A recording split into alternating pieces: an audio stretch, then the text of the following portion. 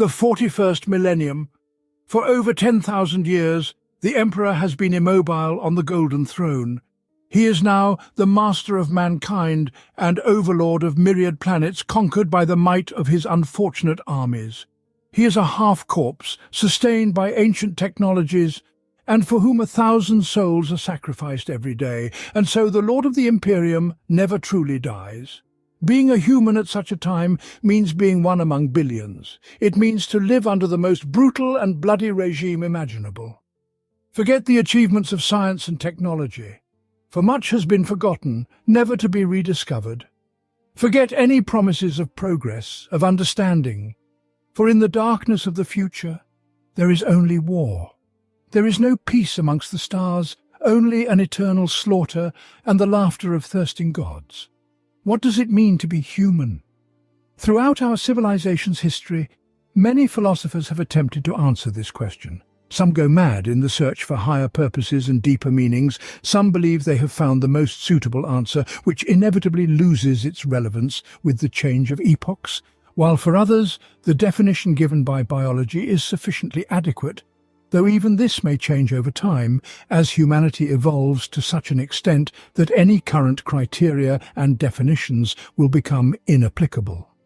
For now, we can only imagine how humans will change in the distant future, in conditions where a person is not the only intelligent being in their environment, and their very existence depends solely on how long they can withstand all the horrors that the vast universe can produce. To be human in the 41st millennium means being just a cog in a vast machine, constantly struggling to ensure the survival of the species, be it a worker toiling in a manufactorum or a primarch, one of the greatest creations of the Emperor himself, leading armies to annihilate the enemies of mankind. Despite their status, rank and position, they all serve a single purpose: the survival of the species. However, this does not make them equals in the grim conditions of the distant future. Humanity requires a clear hierarchy, for every army needs a general, and every factory needs a lead engineer. And inevitably, under such conditions, someone will always have more power and privileges than others. I decided to dedicate my story to the 10 best professions and positions in the Imperium. If the Adeptus Astartes is the Emperor's wrath, and the Imperial Guard his hammer, then the Holy Imperial Fleet is his mighty shield.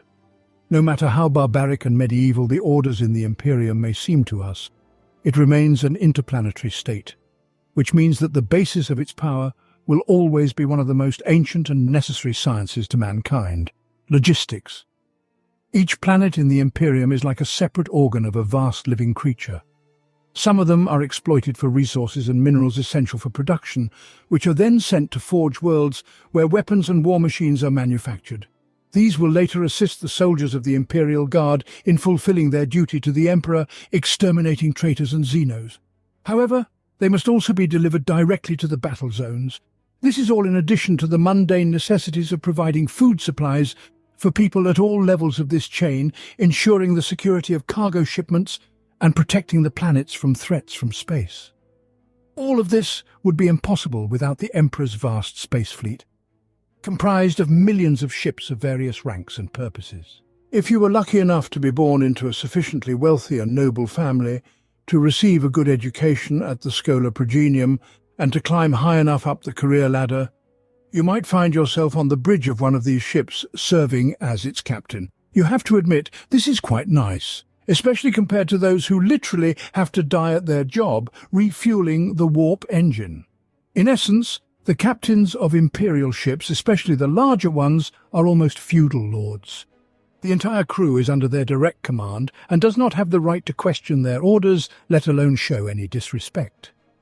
The advantages of such a position are obvious to anyone aware of how those less fortunate might live. An imperial ship captain does not have to worry about their survival most of the time, does not have to endure the oppression of officials and arbitrators. And although their life is, after all, no less at risk than any other citizen of the Imperium, space is admittedly not the safest place, especially for captains of warships, And along with power comes the enormous responsibility for the lives of thousands of people in the crew and the preservation of the invaluable ship. They still have a much greater chance of living a worthy and long life than any factory worker. If one can be judged by the strength and number of their enemies, then I am certainly a worthy person. Speaking of feudal lords and responsibility, it's no secret that the government of the Imperium is no less prone to corruption than any other. And where can this be more pronounced than in planetary governance?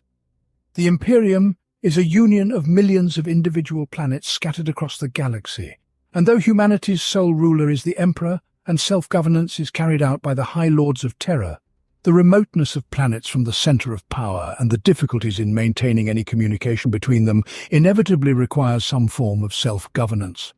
The power on an individual planet can take many different forms. Forge worlds are under the Cult Mechanicus administration. Fortress worlds may well submit to a Lord General. However, in most worlds, the main representative is the planetary governor. The benefits and privileges of this position are obvious to everyone. However, even such a high-ranking position has its pitfalls. Given that the problems of an individual planet begin to concern the Empire's leadership only in the case of non-payment of the tithe or rebellion, the living conditions and order on each world are primarily dictated exclusively by its inhabitants. Thus, even finding yourself in the position of a governor, you cannot guarantee that your life will be long, carefree, and consist solely of making decisions, the main difficulty of which will be bureaucracy. More likely you will find yourself in a palace hell, where every second the governor risks being suddenly killed by a long tormenting disease, going insane from the tangled web of intrigues and constant attempts to overthrow him from his position, torn between the interests of noble families, some of which might, for example, turn out to be secret chaos worshippers for 7 generations and systematically drive the population to rebellion. And all this against the backdrop of orcs having landed on your heads 50 years ago, and the Imperial Guard regiment sent to assist you urgently redirected to the neighbouring system because things there are even worse. Objectively, the job of a planetary governor is much more respected and noticeable than that of, say, a loader. But is his life much easier? This is at least a question worth discussing. Looking into the warp, you gaze into the abyss. In seeking to understand madness, you become mad yourself. The worst part is the realization that while you try to discern something, a gang of thieves is watching you and laughing. Returning to the topic of space travel. It is known that star systems are quite far apart from each other, and travel between them using conventional engines, if at all possible, would take an indecent amount of time. To solve this problem, humanity in the 41st millennium uses warp engines, which allow space vessels to move through the immaterium, where concepts like time and space play almost no role. However, even there, someone is needed to chart a course for the ship. After all, what good are even the most powerful engines if you have no idea where to go? This is precisely what navigators, special mutants born only in a few families and literally possessing a third eye, capable of looking through the immaterium, do. Being born a navigator, you automatically become a member of one of the noble families zealously protected by the Empire. In your life there will never be uncertainty. You will always know what you are born for, and no one can fire you from this job. Your importance to the Empire will be obvious to anyone who has ever dealt with space travel. And you yourself will feel a complete superiority over others, almost openly mocking the dependency of all those around you on your person, especially as the ship hurtles through the raging streams of the immaterium. However, is all this worth the complete lack of any freedom of choice? The possible need for close relationships with your own sister in order to preserve the navigator gene, and the eternal contempt for you as a necessary but still mutant. A navigator is deprived even of the choice not to become a navigator, as this was determined from his very birth. With all solemnity, the bondsman's servant stepped aside for the advancing Lord of Ultramar and knelt down, forming a corridor through which he walked up to the pilgrims. As soon as he approached, the marshal immediately knelt on one knee with the sword stretched out in front of him, leaning on it as if it were a cross. His Templars followed the example of their commander, demonstrating their respect for one of the greatest heroes of our times. Inquisitor Greyfax, though recently unaware of the achievements of the Ultramar's supreme commander, bowed along with everyone else. Only Belisarius Cawl and the Inari stood still indifferently, despite the importance of the moment. But be that as it may, it's time to come down from the heavens to earth, where events no less significant are taking place. War in the Empire never ceases, continuously flaring up with new fires even in the most unexpected places. And humanity would have long fallen if it were not on its side, the Adeptus Astartes. Each space marine is a superhuman, a genetically enhanced being created exclusively for war. It is not uncommon to see ordinary people literally worshipping them as the true angels of the Emperor. And if becoming a space marine already means freeing oneself from many worldly problems, even among them there are those who stand out from the rest. Chapter Masters. Essentially, a master is the commander of the entire chapter and only answers to his primarch and the Emperor. Everyone else can only appeal to his aid but not command him. Often, the chapter master is also the governor of the planet where his fortress is located. Or, as in the case of the White Consul's chapter, as mentioned in Chris Wright's Lords of Silence, a chapter can have two masters, one of whom would be the combat commander, and the other acts as the planetary governor. In such case, he need not worry even about palace intrigues. After all, who in their right mind would go against the Astartes themselves? Furthermore, it is worth remembering that the current regent of the Dark Imperium is precisely the master of the Blood Angels. Essentially, he manages half of the entire vast interplanetary state. Of course, the duty of a space marine is inevitably linked with certain risks. After all, they are warriors first and foremost. However, this is hardly something that would concern you. Contrary to what one might expect, as a chapter master, you would only welcome a heroic death in battle, after which your name would be eternally enshrined in the history of the chapter, and your statue would adorn the Hall of Fame. As an Astartes, you will always know that you are fulfilling your sacred duty to the Emperor and standing guard over all of humanity. The accompanying hardships of your life will not particularly concern you. This is what makes the role of a space marine one of the most desirable in the Imperium. Being comfortable in your place is one thing. Excelling in your place satisfies not just anyone, but satisfying the master is the greatest reward.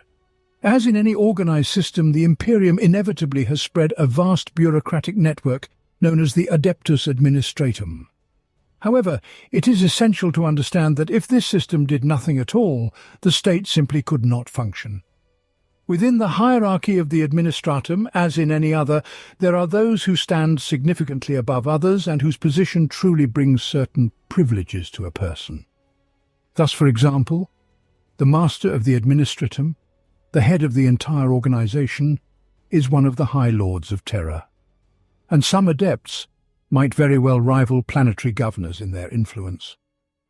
However, even occupying a much more modest position, such as an ordinary clerk similar to the one described in Mitchell Scanlon's book 15 Hours, who only dealt with typing meaningless coordinates dictated to him by a machine, you would feel much better than many other citizens of the Imperium.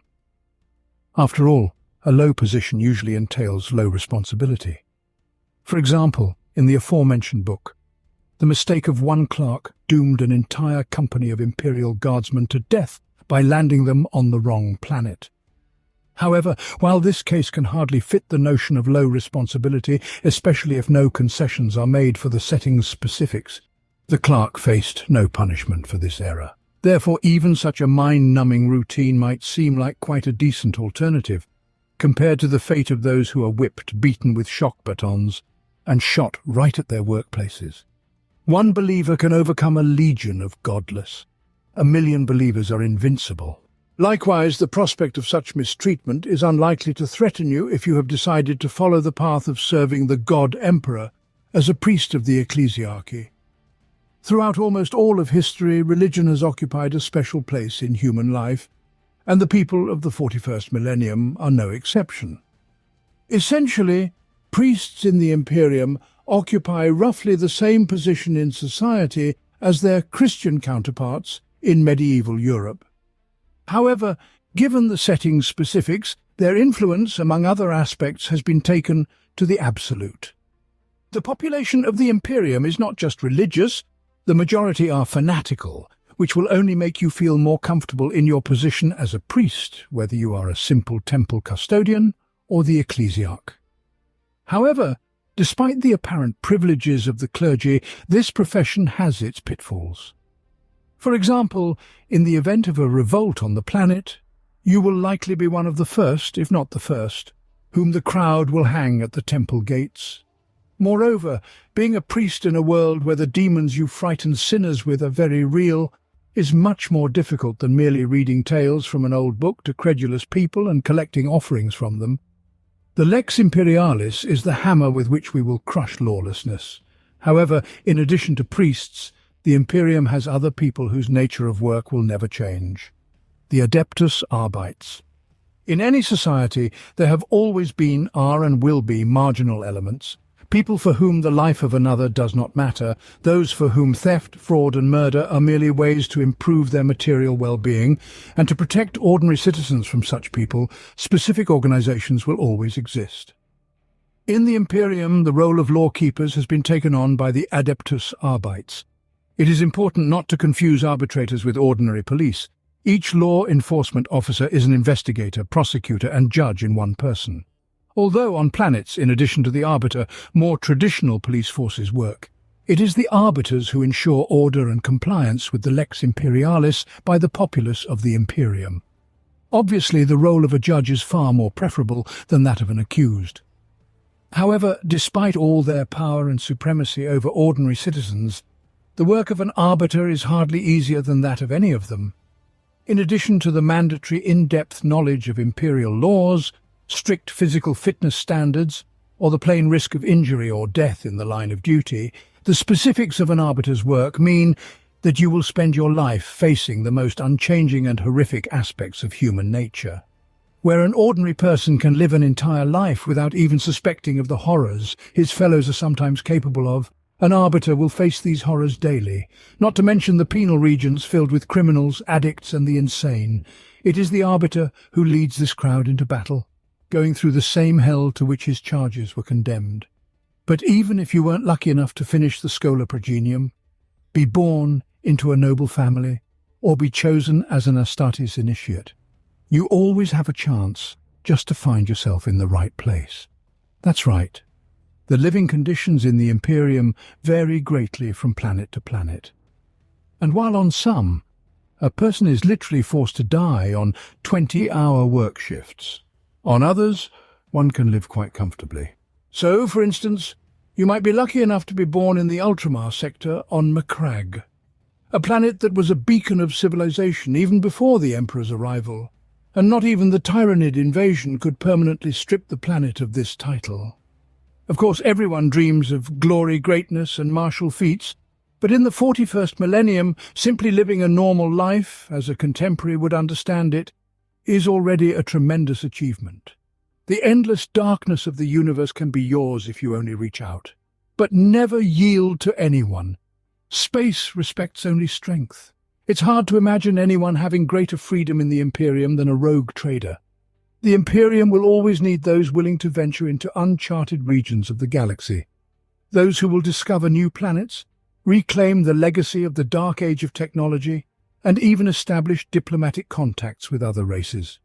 Indeed, despite the Imperium's official policy towards Xenos, rogue traders are not only permitted to make contact with them, but also to form beneficial agreements or alliances. Even the all-powerful Inquisition is forced to acknowledge and consider the interests of rogue traders. Of course, they could still simply order them around, but why deliberately spoil relations with such a valuable resource? However, as always, there are drawbacks. Nobody can say for sure what awaits a rogue trader in a new star system. Contact with a new Xenos race, an artifact from the peak of human might, a planet rich in resources necessary for the Imperium. Quite possible, as is the chance that the planet comes with a Necron tomb. The new Xenos race worships chaos, and the legacy of the Dark Age of technology turns out to be an intelligent machine that still remembers that very war and is quite willing to continue it. Not to mention Dark Elder pirates, ubiquitous orcs, or the banal dangers of warp jumps.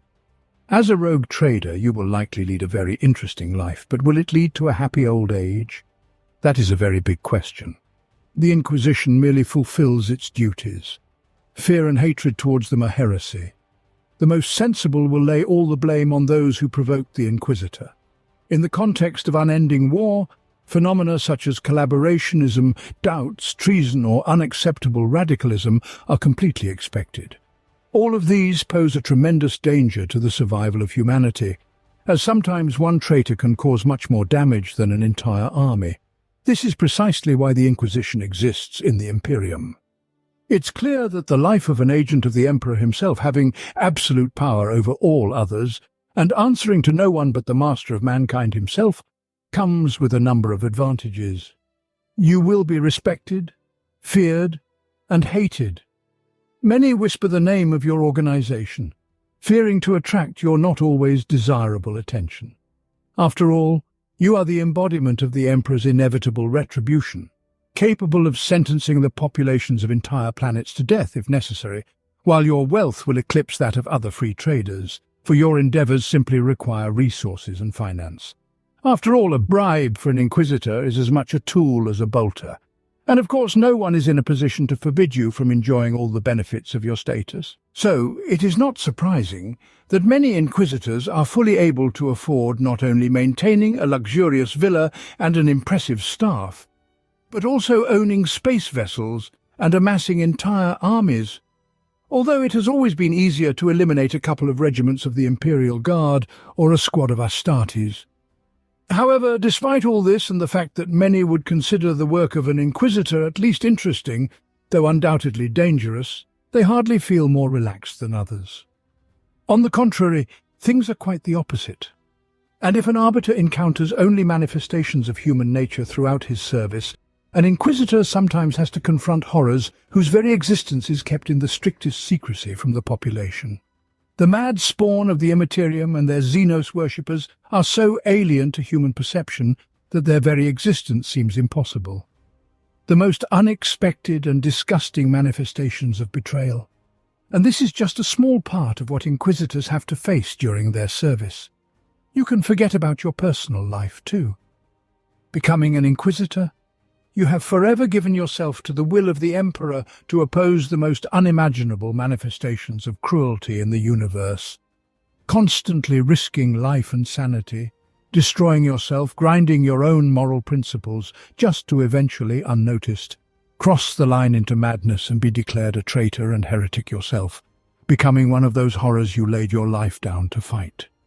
But let's not forget, the Imperium is a vast state stretching across the galaxy, where an ordinary person can play a very unexpected role.